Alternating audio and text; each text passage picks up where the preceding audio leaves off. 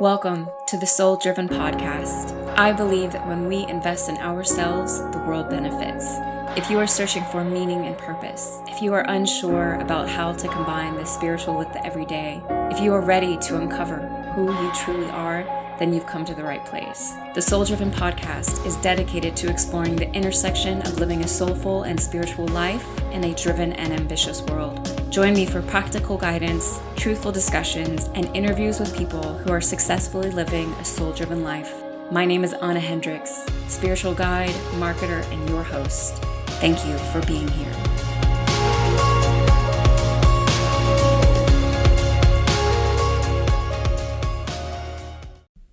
Hello. Welcome back for another soul-driven podcast. Thank you for sharing your time with me. My name is Anna Hendricks, spiritual guide, marketer, and your host. And today's topic, well, I'm feeling a bit of trepidation. To say that I'm going to be hitting on some sensitive topics, yes, that's a true story. In fact, I just kind of want to warn you that today's discussion might cover some sensitive material for you as I talk about the origins of my people-pleasing story. So just want to put that out there on the front end. But on the other hand, I'm so excited to talk with you about this because I really believe that people-pleasing is a trauma response.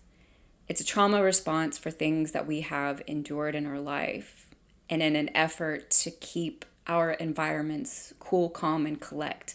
And as anyone who knows who has suffered from people-pleasing, it sucks. It's not fun, and it does not help you or serve you in life. And so now that I've been going through this process of really healing myself from people pleasing, it's a journey I've been on for over a year now.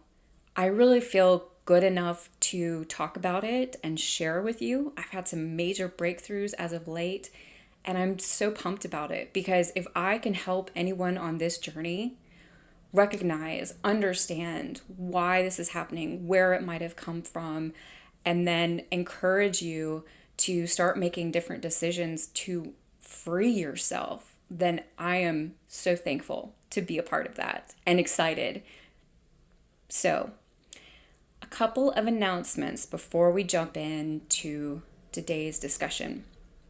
First of all, if you haven't heard, I'm doing some new segments on this podcast. I actually have a couple of ideas and I just want to spice things up. And I'm going to be spicing things up as well for what I'm providing in the Soul Driven Collective, which is the community that I launched. If you want to learn more about that, you can find a link in the show notes. But I'm just wanting to do a lot of new fun material.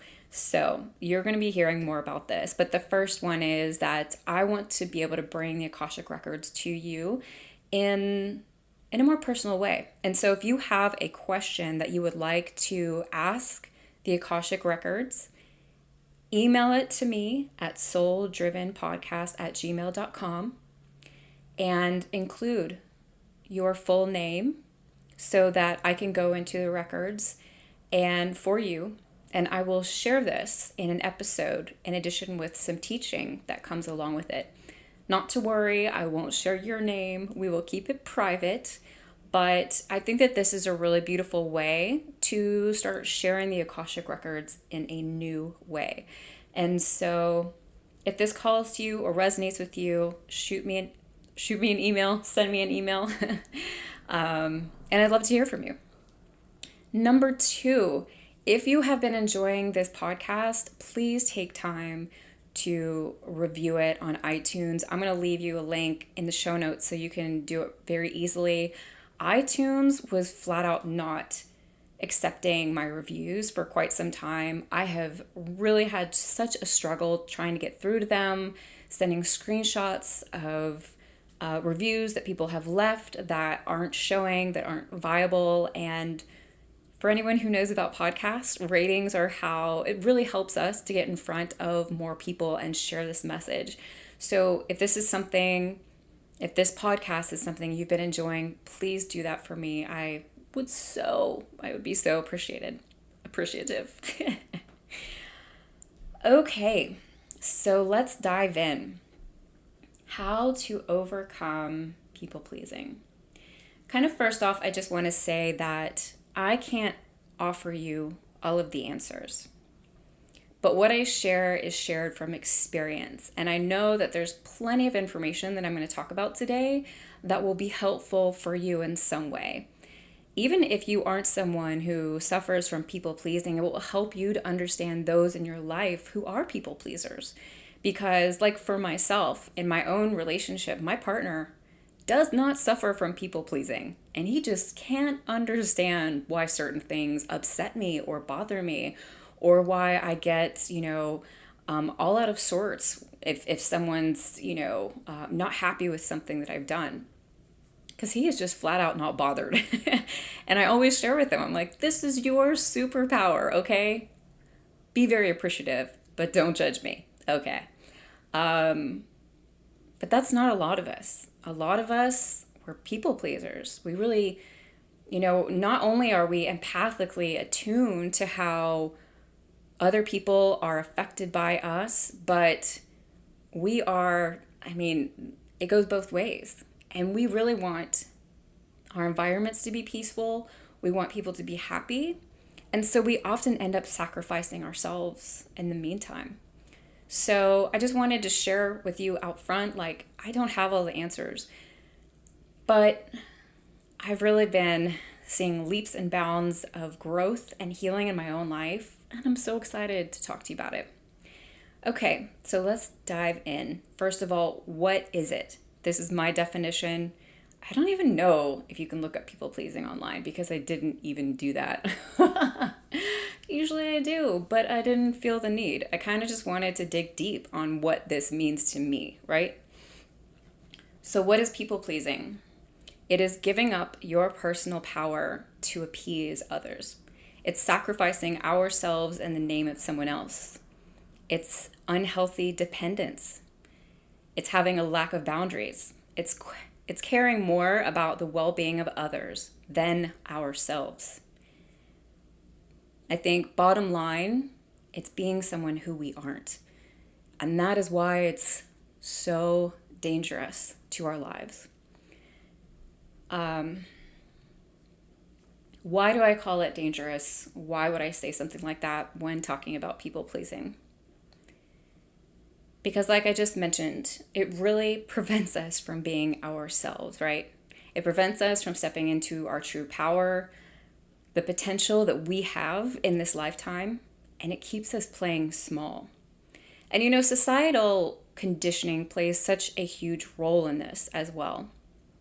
I mean, depending upon your gender, which I can really only speak from the stereotypical female role, but I know as a woman, I was taught to go with the flow, to be easy and nice, to not talk back, and I'm sure that, from the stereotypical male perspective, you're taught to not have emotions. You're taught to not, show weakness. You're taught to these sorts of things that would make you stand out, right? Would make you actually be yourself and share yourself with the world.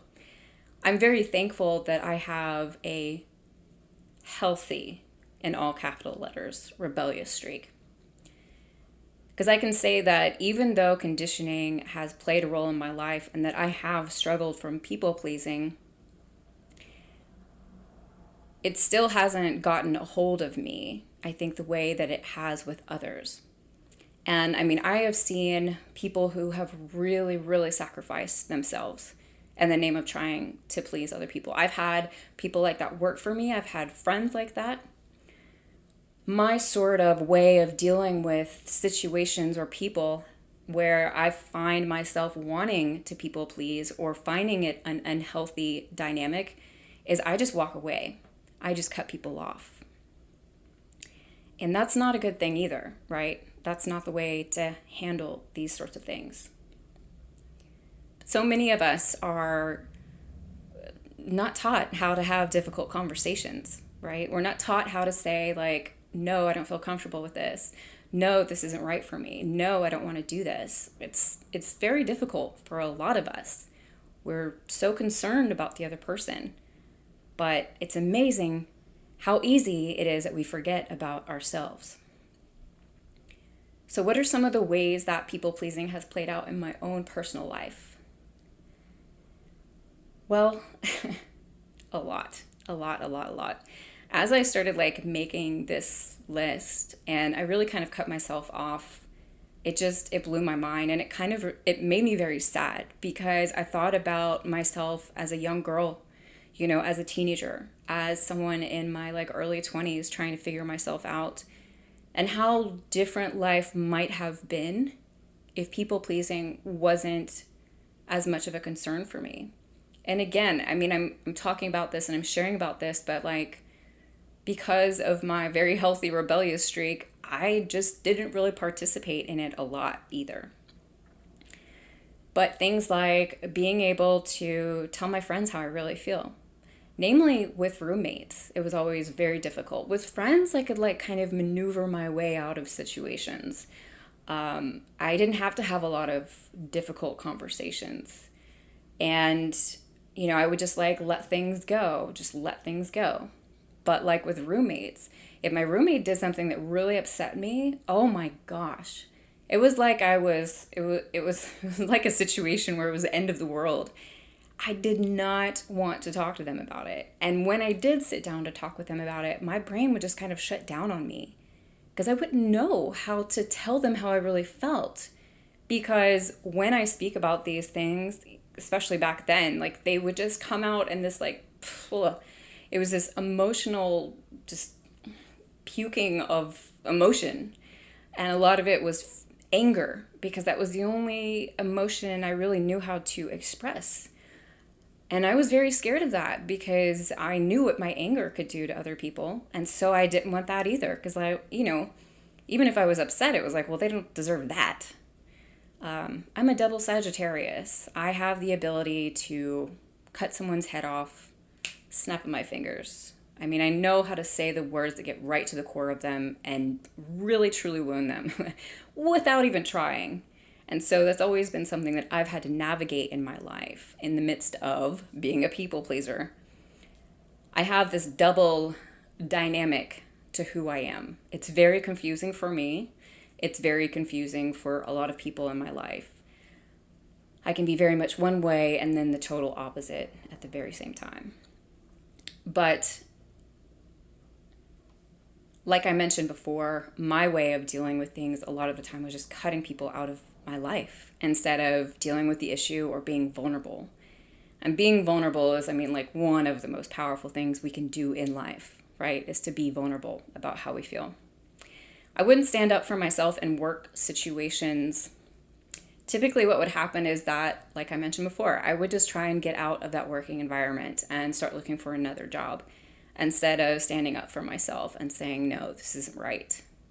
As I got older, it was really interesting because I think right around in my mid-20s, I stopped having to deal with this so much, certainly not in working situations, even though it happens quite a bit as a manager, with my marketing agency, especially when I had 5 men working for me. It was very difficult to know how to navigate letting them know that I wasn't happy with their work ethic or what they were submitting or these sorts of things. And so oftentimes I would try and get around it, because my agency was remote. I could type them a message or email them instead, but that's not how you deal with these things. I so wanted them to like me. And at the same time, I wanted them to freaking do their job, right? But navigating those two things was really difficult, and it caused me a lot of stress and strain.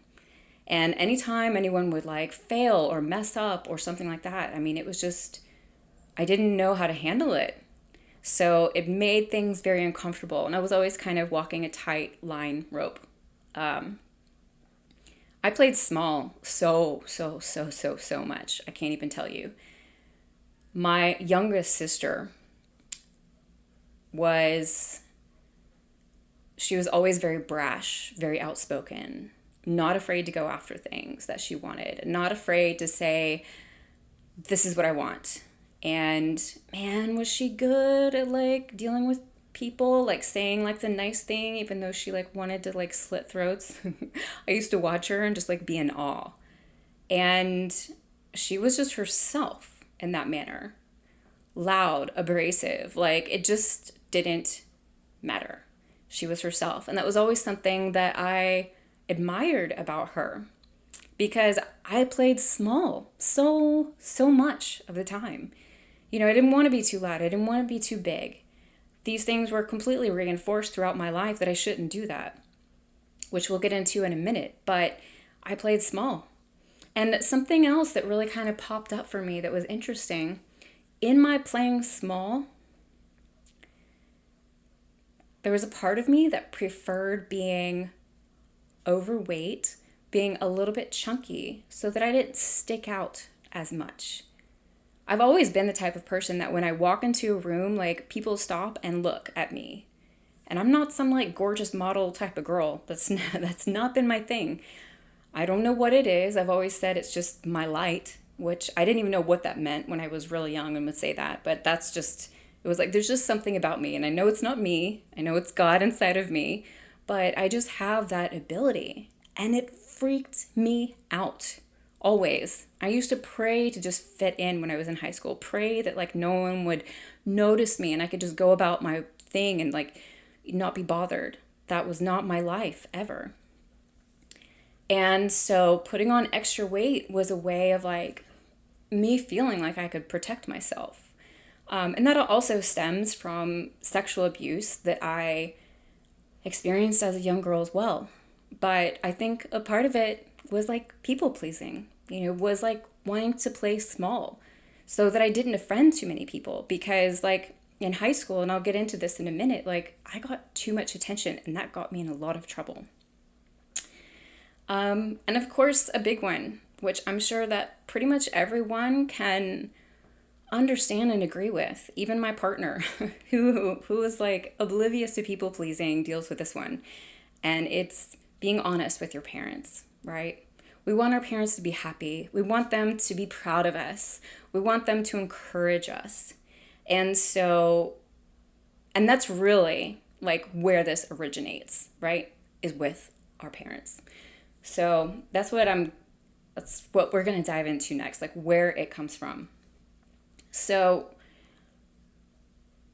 I didn't fully understand this in regards to where this came from until I heard Oprah Winfrey talking about her own story of people pleasing and the way in which she grew up, which she grew up in rural Mississippi and with her mother and grandmother, and the way that they dealt with discipline was, I mean, she talked about getting like these beatings with twitches a lot, all the time, anytime she would act out of line. And that was my childhood. My childhood was not that severe, not by any means, but my parents were fundamentalist Christians when I was very young. And they were taught, and they were not the only ones.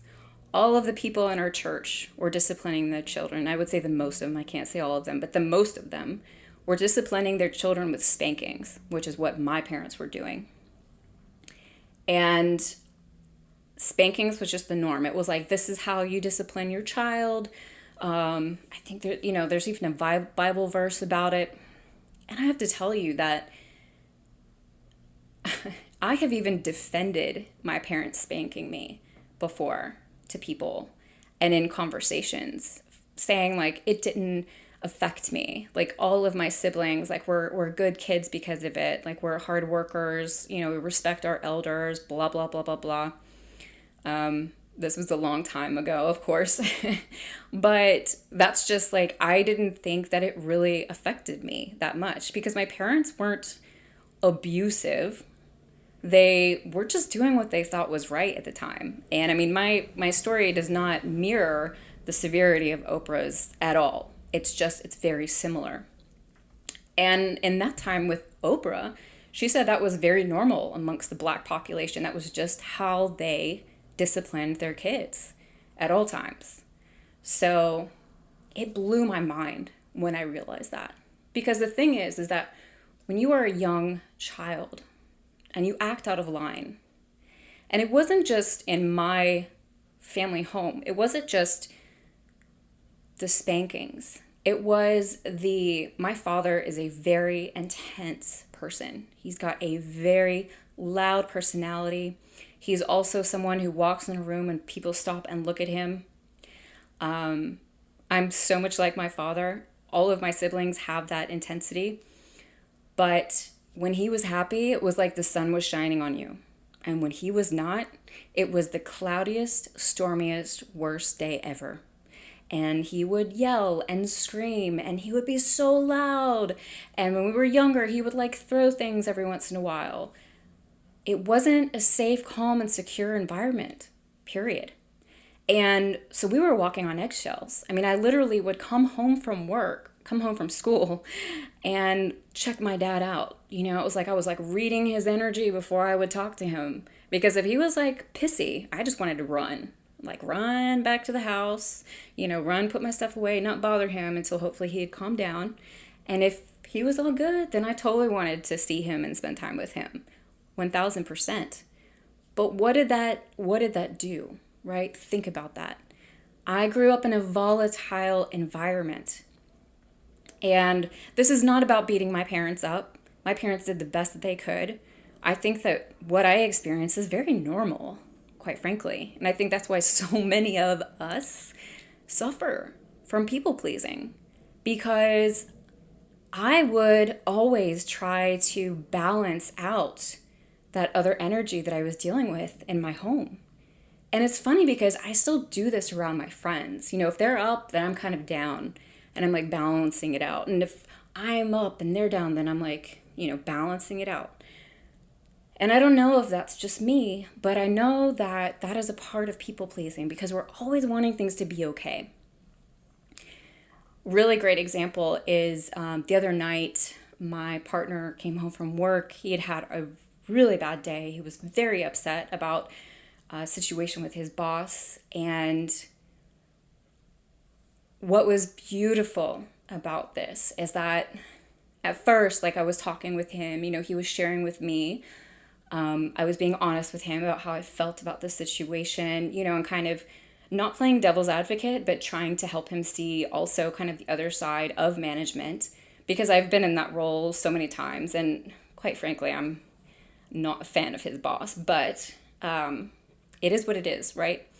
And when you've been a manager, there are just some things that you understand more than others. It doesn't make them right. That's not what it's about. It's just, it's always helpful for me to have context to a situation. So I think that's what I try to give. But I was sharing this with him, and then I just realized it was like, he just needs to be upset. Because that's what he needs to do right now for himself. Like I can't solve this for him. This isn't my problem. And so I made sure that he knew I loved him, and I took myself out of the situation and went to my own space in the house because I didn't want to be affected, because he was very upset. I didn't want to be affected by his energy. And at the same time, I didn't want to make him feel like that was wrong, like he needed to feel his feelings and go through his own process. And then towards the end of the night, he came in, and he was definitely better, but I could just look at him and like, I know he's upset. And I was like, what do you think, would it be better for you to sleep alone tonight? This is something that we do in our relationship from time to time, is sleep apart if one of us is really upset, or, maybe we just need some space, or if someone has to like have a really long day the next day or something. And it's a beautiful practice. And so I was like, in my mind, I'm thinking like, this is not going to be good. We do not need to sleep together. He needs to sleep on his own, because the way he really processes energy is on his own. And I knew that him spending the night by himself would be better for the situation and me and our relationship.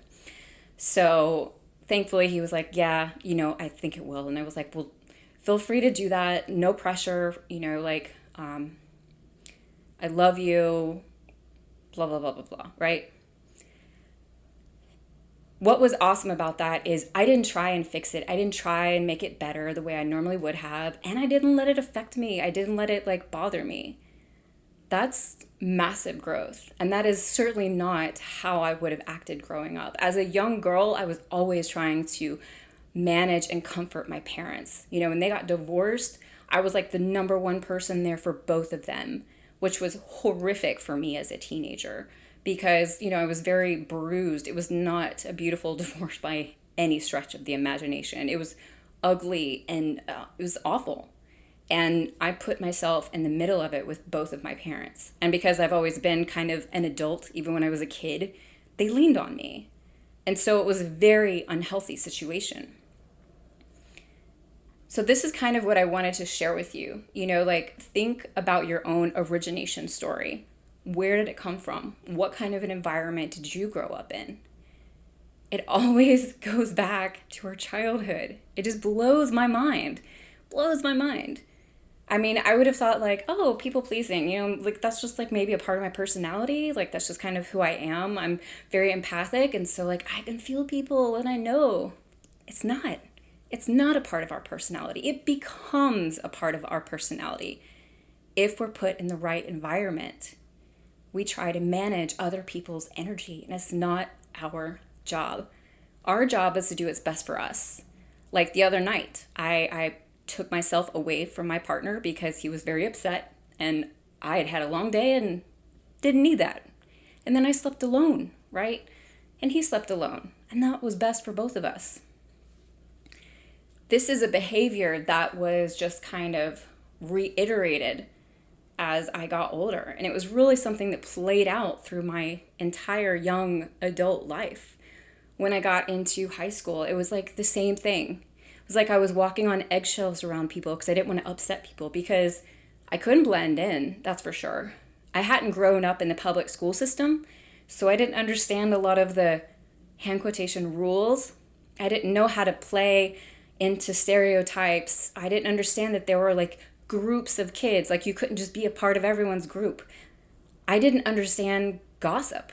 I had grown up in a small private school, so I understood being honest when people asked me questions. That did not bode well for me.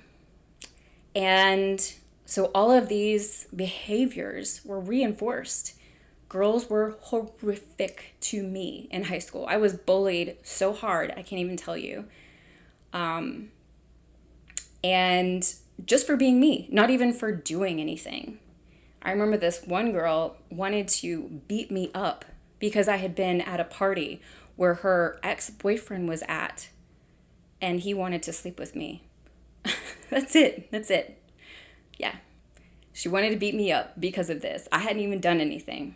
Another thing, I had a girl who, I don't know what role she played in my life, but it's certainly like she actually beat me up twice. She would jump me when I had no idea what was going on, when I was completely immersed in something else. So I had no real way of even defending myself, and then run away. And literally for just being me. And it was always in connection with some boy who liked me that they were upset about. It was awful. And so I grew up in this like, oh my gosh, never feeling really safe about my environment. Not really knowing, when someone was going to like come after me, whether it was like maybe my father's mood would change, or maybe it's this girl who would come out of nowhere. I never knew how to feel safe. And so I was always managing people's emotions and energy around me. It's not normal, it's just not. And so that is my people pleasing. And I share this with you because as we dive into how to overcome people pleasing, the first step is becoming aware of it. Understanding I didn't even know my origination story. I'm so thankful for Oprah for so many reasons. But for sharing her story, which helped me to understand my story. For me, if I had known that kind of on the front end, oh my gosh, things would have been so different. So different. Because it would have given me an awareness in regards to what it was I was doing and what was going on. But for the longest time, my awareness and my practice of being aware was to pay attention to my body, to pay attention to where, when this feeling was coming up, this feeling of like needing to please, right? And this is a beautiful practice, even once you understand your origination story. Like, start really tapping into your body, understanding like, wait a minute, this person asked me to do this and I'm feeling all kinds of resistance right now. So what's going on here? What is this about? Really being able to notice that and not being freaked out about it, not feeling the need to be like, okay, yeah, I'll do it. Okay, yeah, that's fine. Okay, yeah. You know what I mean? Really just kind of like sitting with it and understanding, oh, wow, this, we're starting to notice like, wow, this is me needing to please. This is what my body is doing. The second step there is you're going to start spending time trying to understand like why you feel the way you do in those moments. Like, what are you afraid of? Is that fear even realistic? What is the worst that can happen? Asking yourself these things. And I think it's really important that this process is not rushed because it's going to take time. I mean, I've been working on this for like over a year and I'm just starting to like have like major breakthroughs in situations that I'm really proud of. There's a lot of awkwardness in between, which we'll talk about in a minute, but like, I think really understanding the origin, obviously, of your story, but then noticing how your body feels so that you're paying attention to that. And then asking yourself some questions, trying to be curious about what's going on. And it's also going to help you to understand if you need to be, like, if the way that you're feeling is realistic or not realistic. Like if it's earned, if it's, oh my gosh, I'm not going to think about the word. If it's justified, that's the right word. Is this justified? Is it justified that this person's asking me to work for them and I'm feeling all of this fear? What is this fear about? Am I scared this person won't like me if I say no? Am I scared that other people at work won't like me if I say no? Am I scared that, you know what I mean? Going through those motions. Don't rush it. The third part is really getting honest with yourself about, is it worth it to feel like this? Like, is this warranted? But then taking space and taking time. You're not always going to be able to take the time to think through things, to work through things, but one of the best practices that I've started incorporating is just being like, let me get back to you on that. I'll think about it. I'll let you know. Okay, that sounds great. I appreciate you thinking about me, but just give me a little bit to think on it and make sure, it's aligned.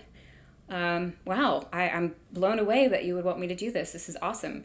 I want to make sure that I can fully commit. Let me get back to you. When we start asking for time, it starts giving us more time to understand not only what's best for us, but to really kind of get clear on why it is that we might be having these reactions to things. And then like being able to nurture ourselves in the meantime and be like, it's okay. I don't have anything to fear, right? It's not my problem if my coworker gets mad at me. It's their problem. I need to do what's best for me.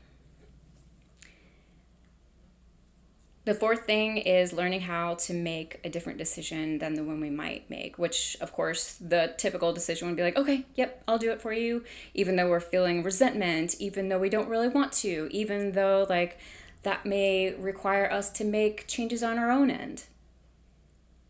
We have to make a different decision because, of course, all the awareness and all of that is great, but it actually doesn't start becoming reality until we start taking action.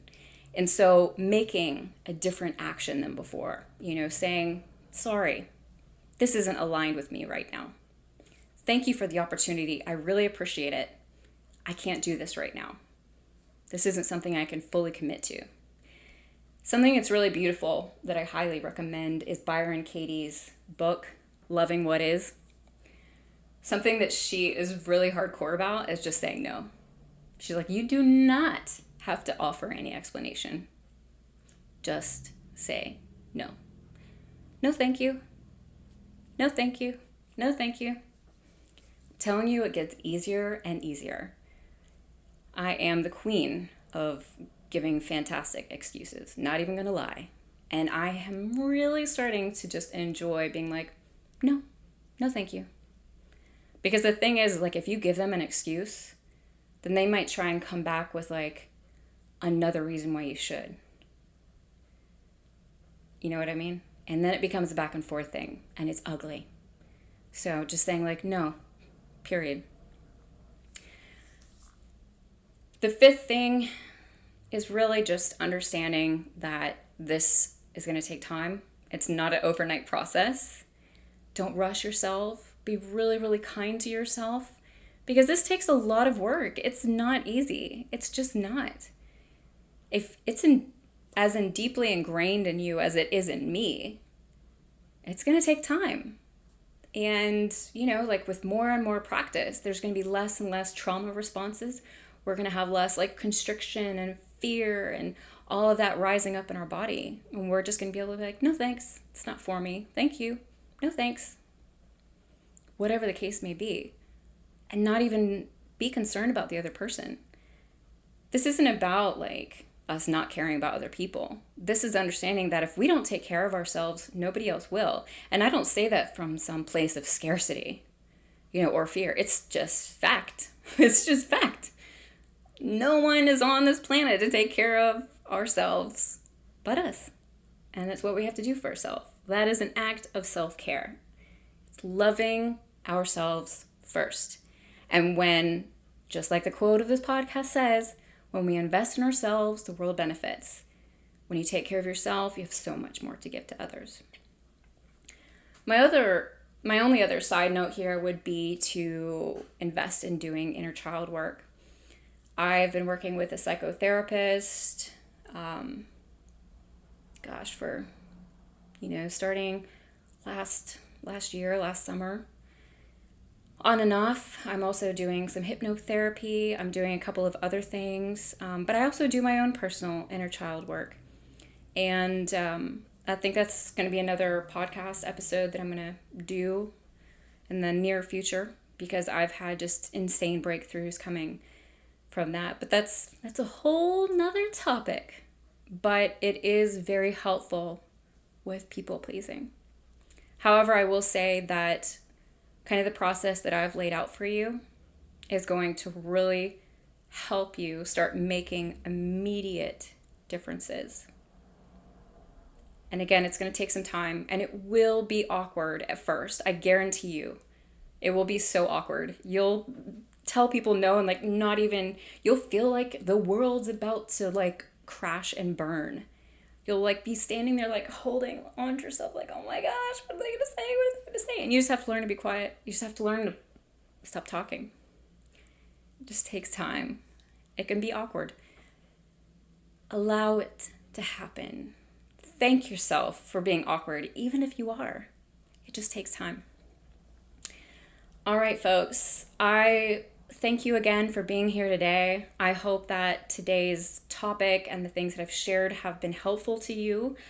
Feel free to let me know how this resonates with you. Hit me up on social media. You can find me Facebook or Instagram, Soul Driven Podcast. You can shoot me an email. I'd love to hear from you. But I'm curious how this resonated. And I truly hope that this was as helpful for someone else as it has been in my own life. Because we can heal. We can heal ourselves. We really can. Okay. If you were inspired by today's show, please leave us a review on iTunes and subscribe. Be sure to check out the Soul Driven Collective or sign up for our email list to receive podcast updates, helpful resources. Do not forget, when we invest in ourselves, the world benefits. Until next week. Mwah.